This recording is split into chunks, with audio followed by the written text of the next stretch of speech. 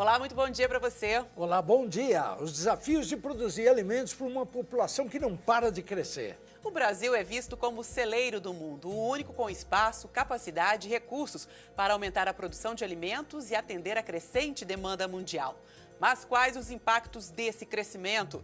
Segurança alimentar, o desafio de aliar produção, sustentabilidade e qualidade nutricional. O AgroJornal traz hoje uma entrevista exclusiva com o representante da FAO no Brasil, que fala sobre os desafios para a agricultura e a pecuária no mundo, a partir de agora.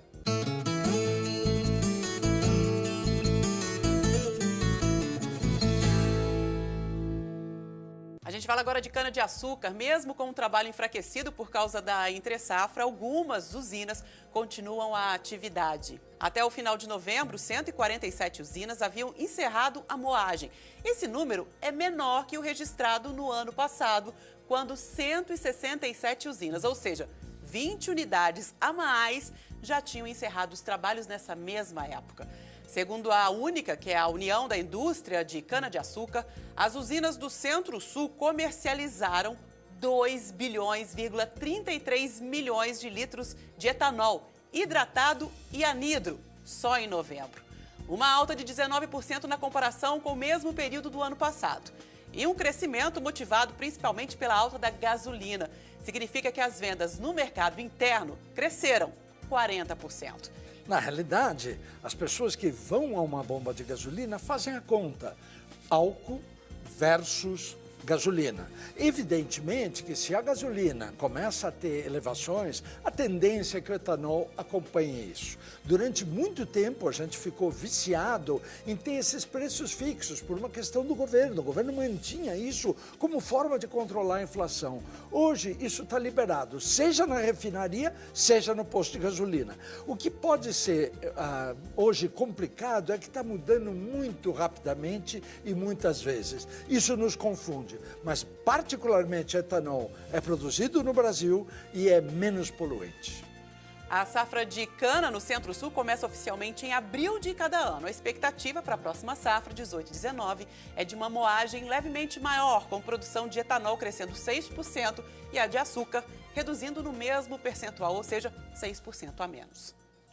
Se a população mundial continuar crescendo no mesmo ritmo de hoje, em 2050, nós teremos mais de 9 bilhões de pessoas no mundo, ou seja, 30% a mais em 3 décadas. Como alimentar tanta gente, hein? Um crescimento que traz também muitos desafios. Na realidade, se a gente for pensar no mundo como um todo, você somar 1,350 bilhões de chineses e somar 1,280 bilhões de hindus, só essa parte da população em relação ao mundo é 36% da população. Haja alimento para sustentar essa população que é crescente. Pois é o assunto de agora. O AgroJornal traz uma entrevista exclusiva com o representante da FAO no Brasil, que é a Organização das Nações Unidas para Alimentação e Agricultura. Olha só.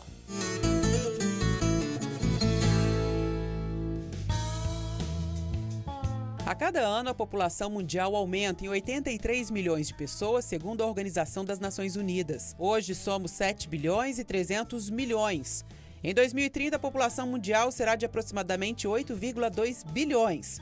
E em 2050, pouco mais de 30 anos, serão mais de 9 bilhões de pessoas. 7 em cada 10 estarão vivendo nas cidades. E caberá ao campo, às pessoas que se dedicam à agricultura e à pecuária, a missão de produzir mais e em espaços cada vez menores.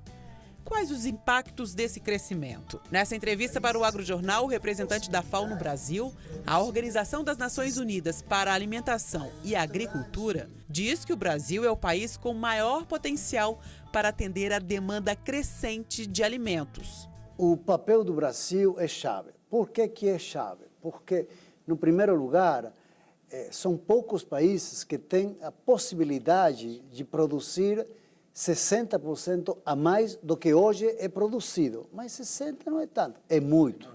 Estamos falando de quase 1 bilhão de toneladas a mais que vamos precisar. Bilhão de toneladas, uma cifra que é difícil para assimilar, né?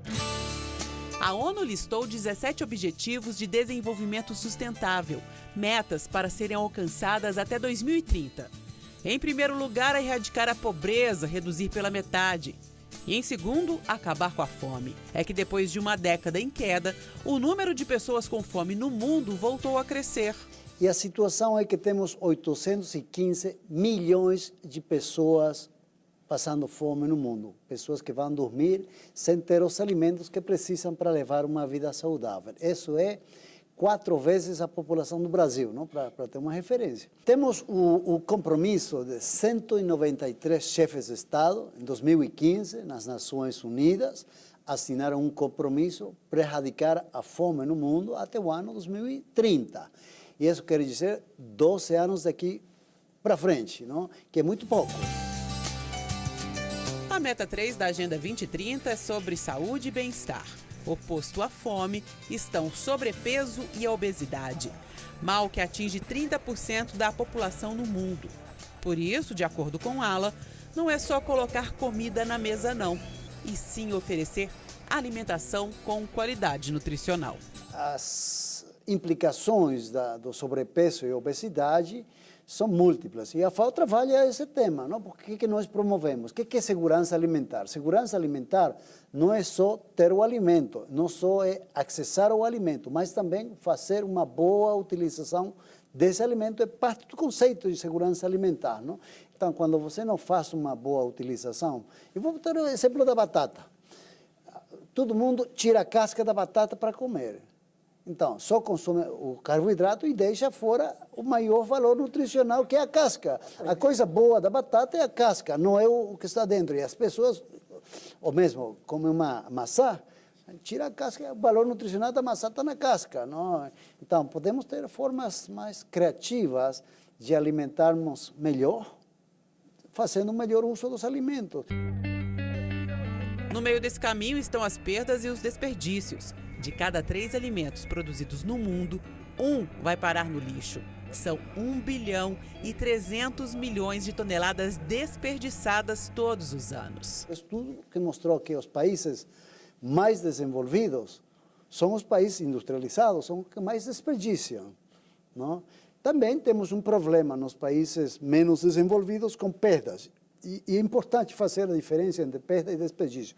Perda é o que acontece com o produtor e que tem a ver com tecnologia, que tem a ver com infraestrutura, logística, armazenagem, caminhão, né? E desperdício é o que acontece quando você deixa apodrecer os alimentos na geladeira, nas despensas, quando você vai num restaurante e compra mais do que você vai comer, não? E deixa a metade no prato.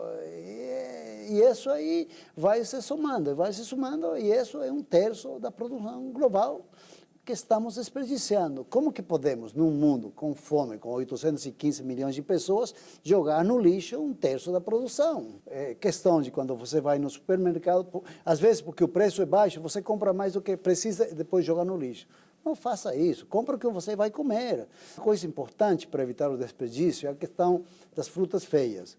Às vezes, uma fruta tem boas condições nutricionais, mas só porque tem uma aparência meio ruim, você não compra e deixa lá, vai se apodrecer. Não, compra essa fruta, é boa, vai consumir. Temos que acostumar a consumir frutas esmagadas que não estejam deterioradas, né? Fica claro, não vamos representar um perigo para a saúde pública, mas com certeza temos que mudar nossa atitude sobre o consumo dos alimentos. Os nossos hábitos, com Exatamente. certeza. A entrevista completa do representante da FAO no Brasil você confere no nosso canal no YouTube. E o link você encontra no nosso site. Nosso site você já conhece, agrojornal.com.br. Lá você pode ver esta apresentação e conferir também as outras edições do nosso Agrojornal. Até mais. Um ótimo domingo para você. Tchau.